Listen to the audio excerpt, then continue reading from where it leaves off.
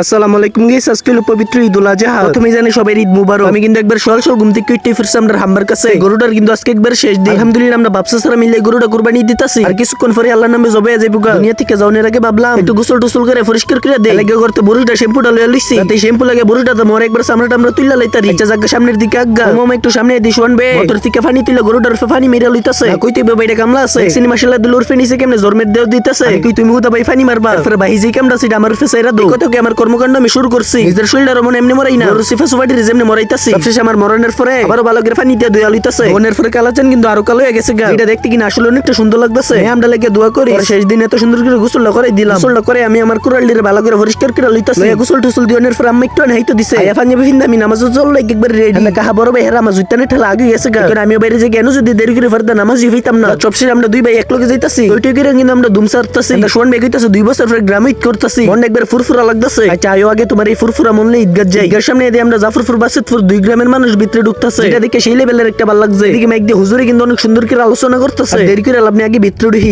এক জায়গার মধ্যে বয়ে হুজুর কথাটি মনোযোগ দিয়ে শুনা। এদিকে দেখতাছি সকল মুসলমান ভাই হেরা এক লগে বয়ে রইছে। মনের মধ্যে অনেক খুশি লাগতাছে। ঈদ কিন্তু আমরা মুসলমানদের লাগে সবথেকে আনন্দ দেয় একটা উৎসব। এটার প্রশংসা না করলেই না। কিন্তু মুসলাটা বিছাই নিলাম। আমার এক সাইডে বসে আলামিন ভাই, আর এক সাইডে বসে সোহান ভাই, মাঝখানে বসে আমি সুডু ভাই। অনেক পাইতারামি করছি কোনো ভাই থেকে হুজুর কথাটি একটু শুনি। হুজুর কিছুক্ষণ আলোচনা করার পরে নামাজের সময় ছিল সবাই যার যার মতো দাঁড়াই গেছে গা। আমি আমরা কেমনে নামাজ পড়ে আমি নিয়ম কানুন লিখে দিতেছে। আলহামদুলিল্লাহ নামাজটা শেষ করলাম। শেষ করে আমার সবটি যাওরা বন্ধু লগে গোলাগুলি করছে। এই সময় ভিডিও করতে পারছি না। বাবু ভাই কইতাছে ঈদ মুবারক ঈদ মুবারক। আমি ওকে ঈদ মুবারক। এদিকে আমার বন্ধু বাবিনা দিতেছে। দেখবে ঈদের দিন আমার মোবাইলের ক্যামেরাটা ভেঙে গেছে গা। রাতে উঠতে দেখলাম যে ক্যামেরার ফ্রিজে কাজটাতে এইটা ভাঙছে। এবারটা ঠিক করতে পারবি। হারাতেই হাসি খুশি তা রহমতের কাছে কই কিরে বেটা সালামিটা দেস না। দেখো তুই আর মানুষ হইছুত্তা ভিক্ষুকের কাছে হইছস ভিক্ষা করতে। আচ্ছা আমি তো ভুলে গেছিলাম তুই জানি ফইন নেই। তোর ফটটা মধ্যে চিরতল্লাশি করে কইটি আছে। আতো উঠতে দেখলাম একটিও নাই। যে বুঝি তোতে কোনো পাইতাম না। রিনা সালামি দেস না। মা কোনের ফর দিয়ে ফটের মধ্যে দাঁত মারছে। কি টিয়া মে দিব নাকি? ও হেদি আরেক বেটা তো হুজে। বেটা আমি তোতে সিসু তুই না দিবি। দিনা কইলা আবির তুই না করতি না। হিটা আমি ভালো করে জানি কি রাত্রে পারিছি কোন কথা টিয়া দেলা। ওটা আতো উঠতে বাইক করে বেটা বুসকাটা বাইক করে। মামা অত নাতে বলে হেড ফটের সিন লাগাইছে।